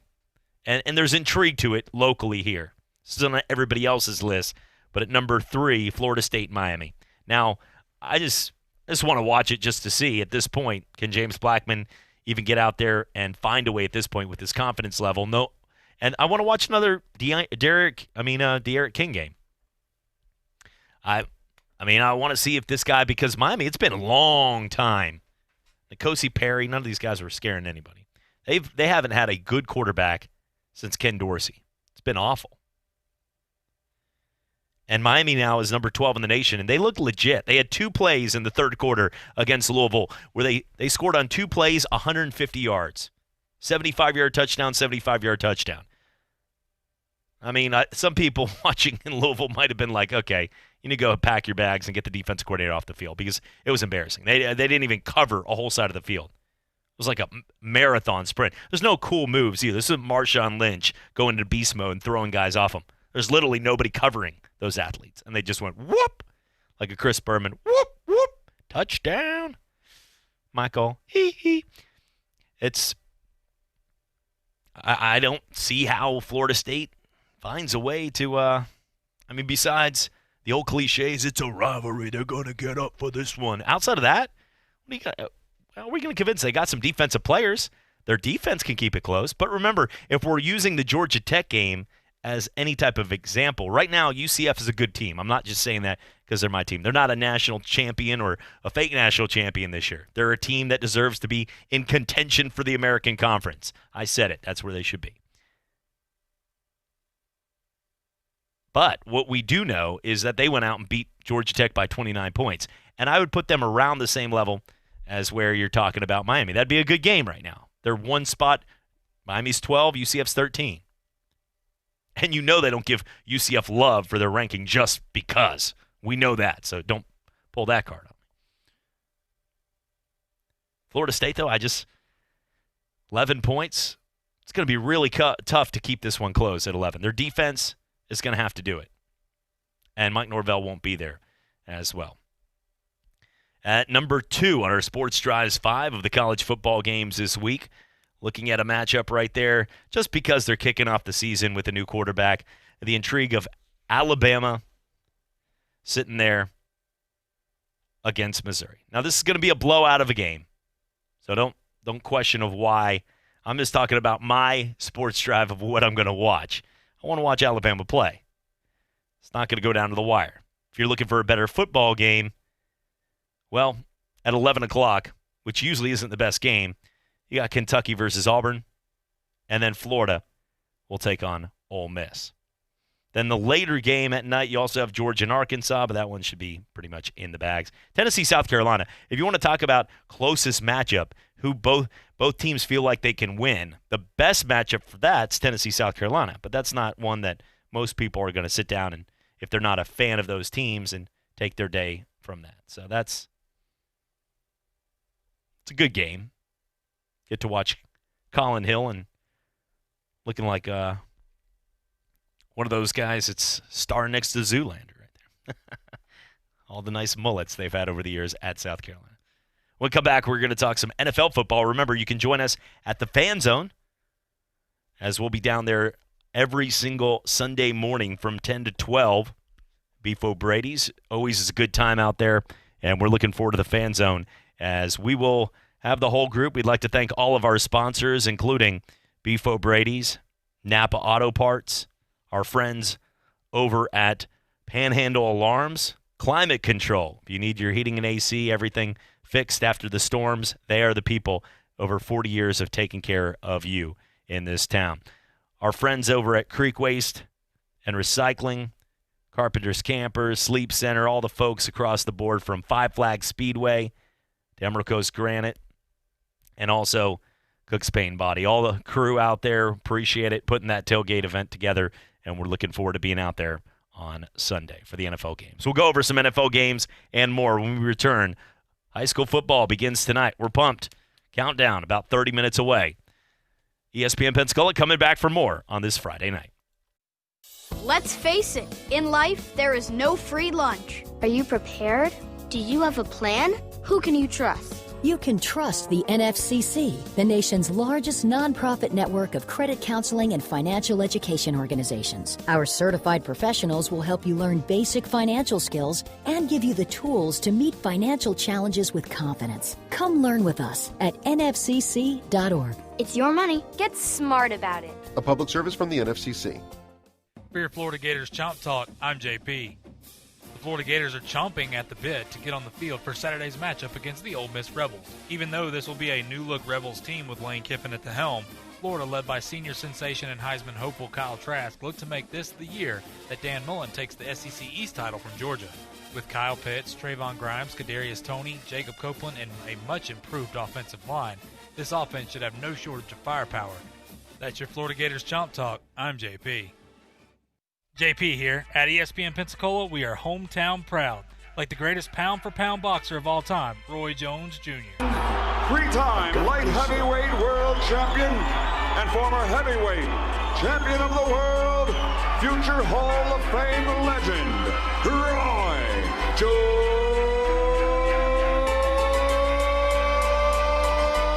Jr. What up? It's your boy Roy Jones Jr. and you're listening to ESPN Pensacola. Your Roll Tide update, I'm JP. With the Crimson Tide traveling to Columbia, Missouri, Alabama looks to have no problems in a matchup that has gotten worse for Mizzou as they look to have players missing due to COVID-19. For the Tide, it's business as usual as the post-Tua era should be fine with Mac Jones at quarterback and that electric offense of draft picks at running back and wide receiver. Bama fans are eager to see a much-improved defense with star linebacker Dylan Moses leading the way. Sorry, Mizzou fans, but Alabama should have this one in the bag by halftime. That's your Roll Tide update. I'm JP. Let's face it, in life, there is no free lunch. Are you prepared? Do you have a plan? Who can you trust? You can trust the NFCC, the nation's largest nonprofit network of credit counseling and financial education organizations. Our certified professionals will help you learn basic financial skills and give you the tools to meet financial challenges with confidence. Come learn with us at nfcc.org. It's your money. Get smart about it. A public service from the NFCC.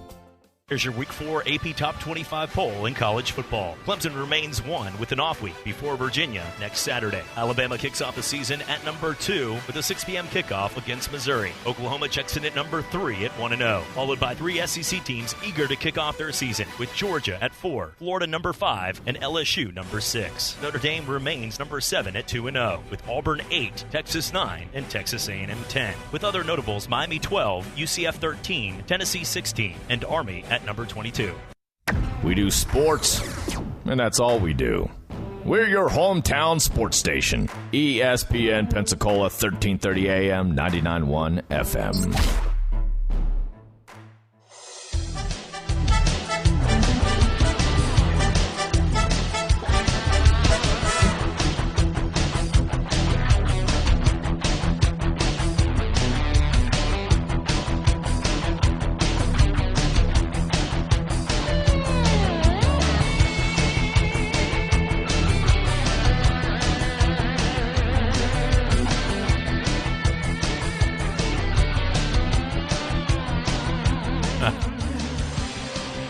looks like the trash-talking rivalry already has started here, so I'm going to read this on behalf of Georgia Jim here, who has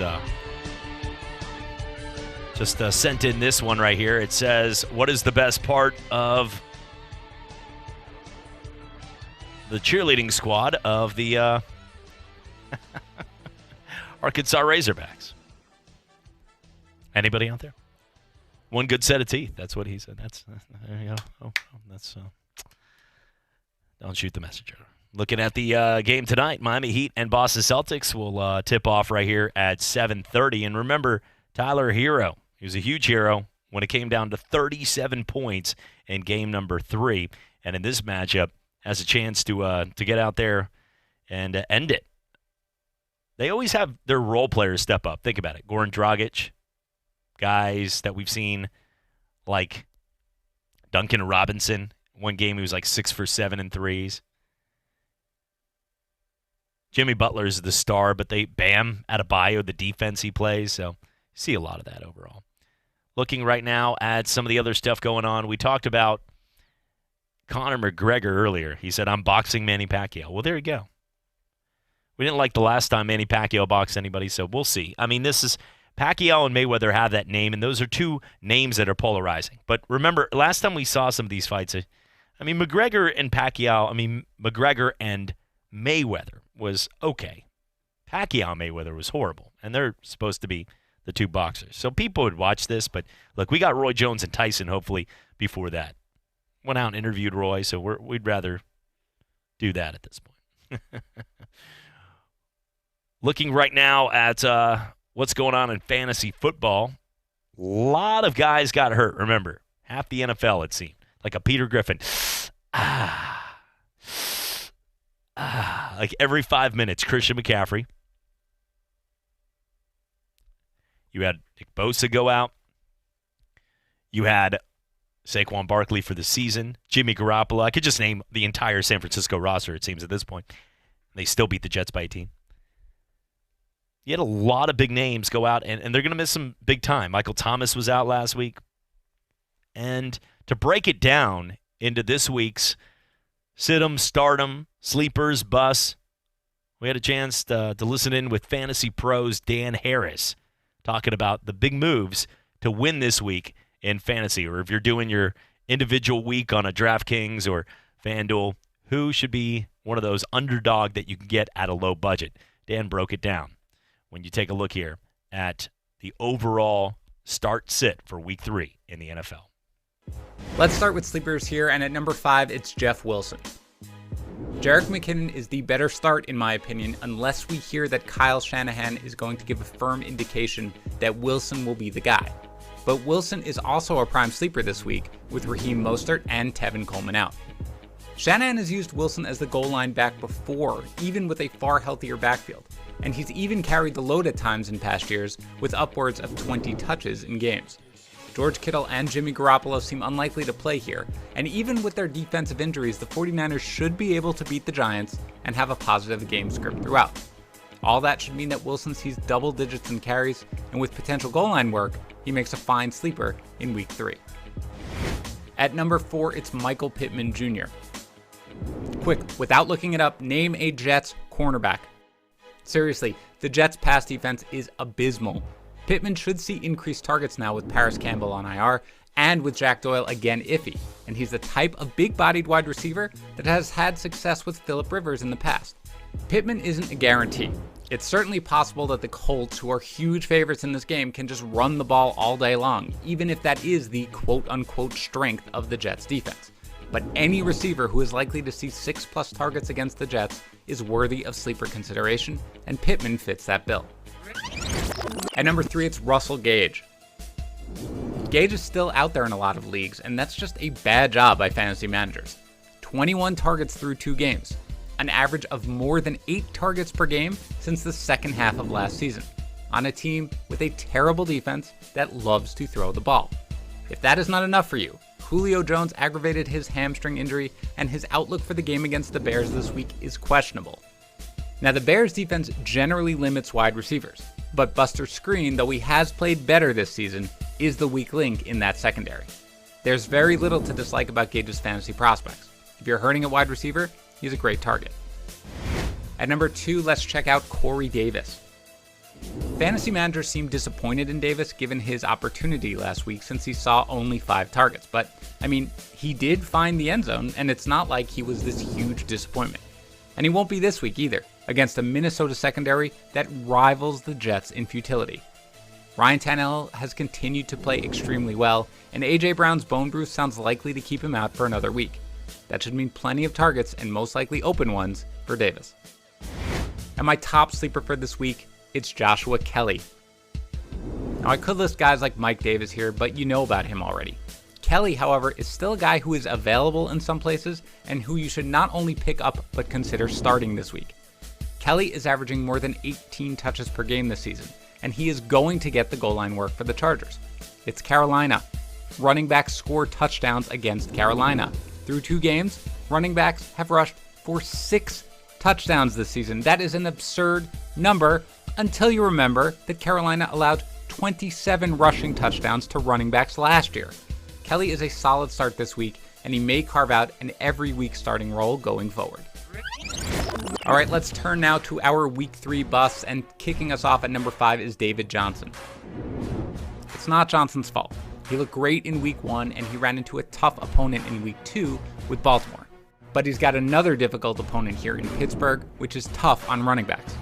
Johnson has seen an average of 13.5 touches in his first 2 games, and with Duke Johnson sounding likely to play, there's no reason for that number to increase.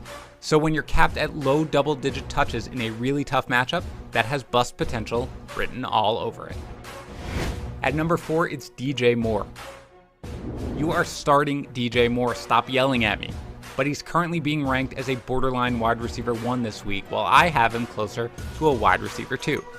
It's a tough matchup for Moore, who will likely be shadowed by Casey Hayward, given that he has, in the past, shadowed smaller wide receivers, and that Michael Davis is a much better match for Robbie Anderson.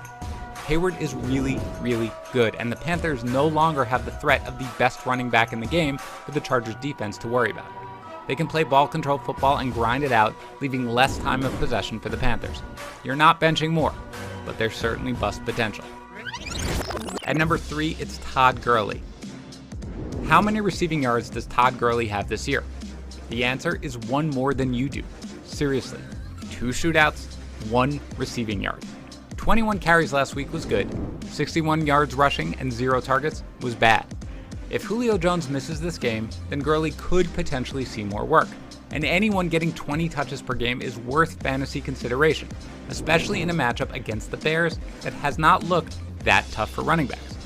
But Gurley has forced 0 missed tackles through 2 games, and without the floor of passing game work, he's no longer a locked-in RB2 as he was on draft day.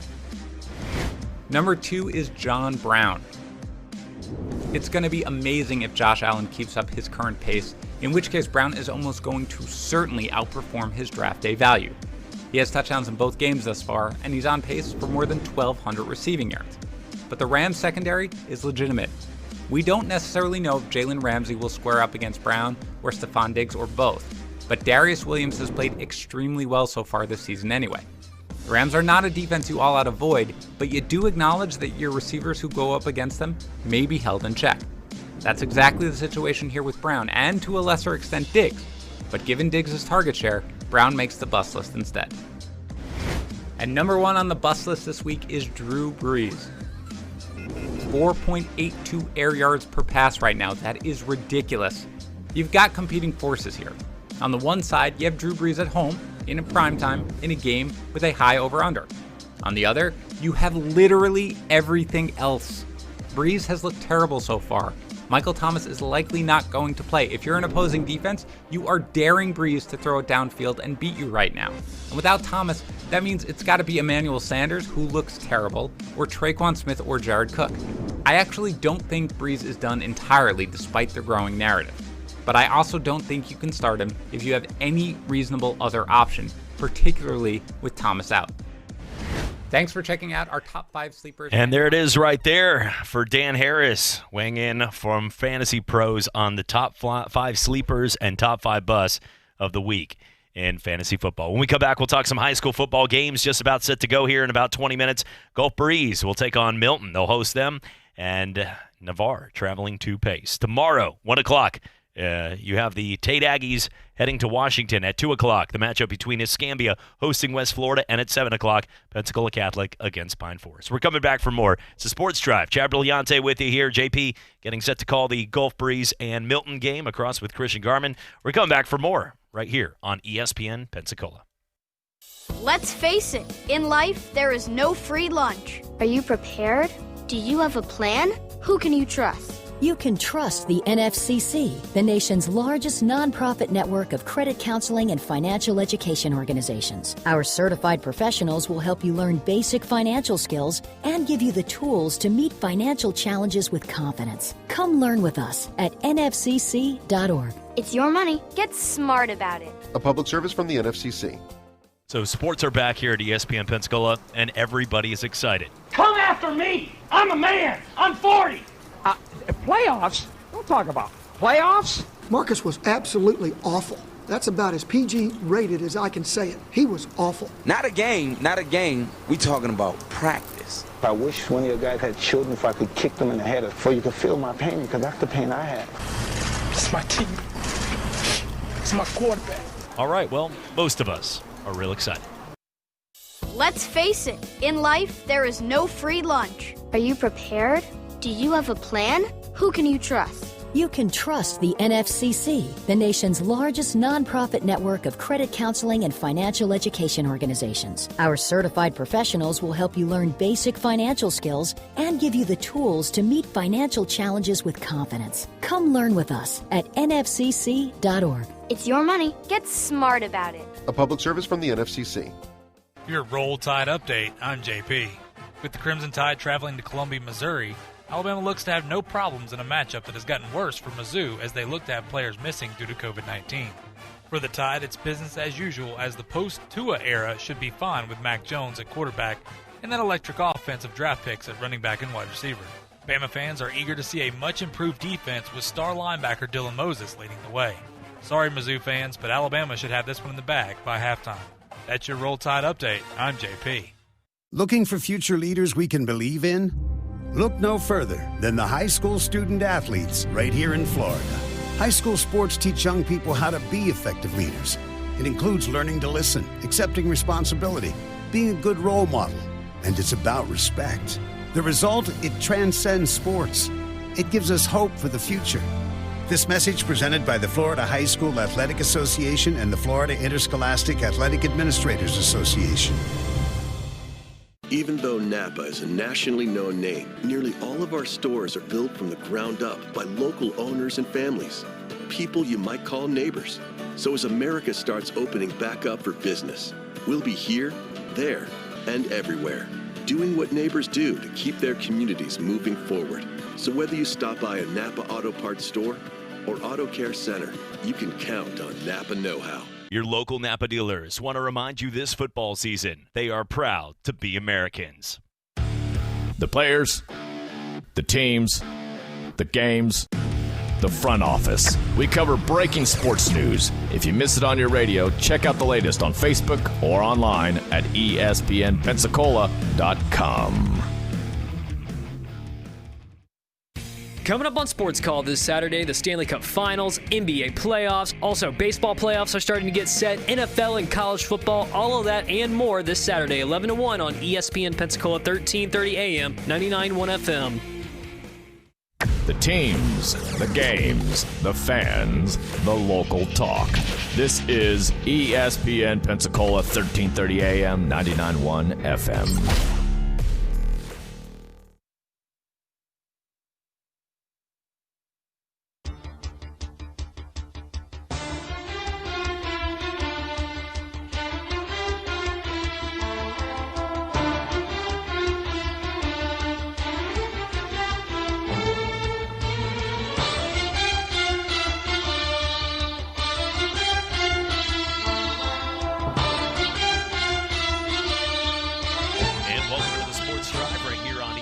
Pensacola, 1330 AM, 99.1 FM. Simulcast each and every day on Blab TV. Chad Brilliante, JP. It is a Friday, and the first Friday to smile. Like Jim McElwain seeing a shark in the water.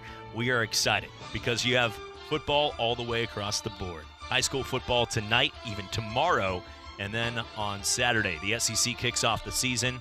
Got the big news. I know so many people are so pumped. Hey! So now all of the major conferences are back. Plus, Mountain West, some action. More conferences coming with us. Who's coming with us? All those ones that have big TV deals. Those ones. And when it comes down to college football being back, the more games, the merrier. You can never run out of games these days with about 8 different networks. And then you got the Ochos, then the pay-per-views, the stadiums you didn't even know exist. The difference is there has been a point where it's sort of been running out because we've only been getting the Lafayette versus Georgia State type matchups. Well, this week, a little bit different as the SEC kicks off their schedule.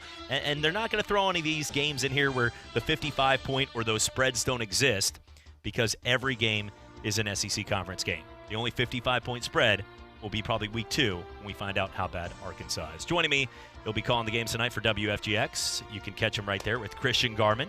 He does how many weather reports? Over, under 5 weather reports tonight during the course of the game with Christian. I've worked with him. I feel like he's growing out of it. I really do. Yeah, he's got a different job as now. a weatherman, you never. Come on. He's got a big, important job. He's with UWF now, right?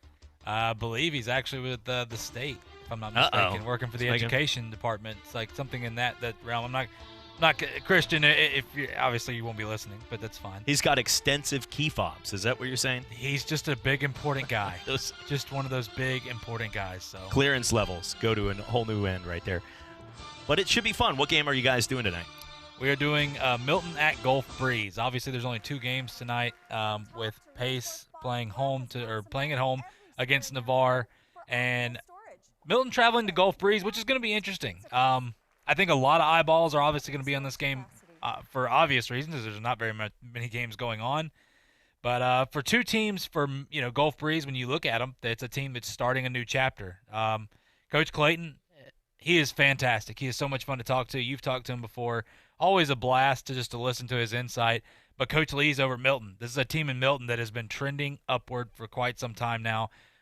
Look, Marquise Robinson, he's one of those guys. Of course, the Auburn commit there. Fantastic player. And I think he is going to give Gulf Breeze nightmares tonight. I just think he's that dominant of a guy to take over a game. When I look at it, Trevor Lunsford on the linebacker position as well. Lunsford's a guy that, of course, got that invite to that All-American game over at AT&T Stadium in Dallas. When you look at offensively, I think that's their question mark. What are they going to look like offensively? Oh, but wait a minute. They got a 6'2", 6'3", however you want to look at him, Raymond Cottrell. This is a young man that in 8th grade got an offer to go play at Florida State. So he already got an offer an 8th grader. And I remember calling the games a few years ago, and people are like, have you seen Raymond Cottrell? And I said, I don't. Is he a nice guy? I don't know. What does he run, the construction business? Like, who is that guy? They said, no. They showed me a video. And he could have helped with the bridge barges at 8th grade. I mean, seems like that was the education level. So this young man, if you haven't seen him, he is fantastic. And obviously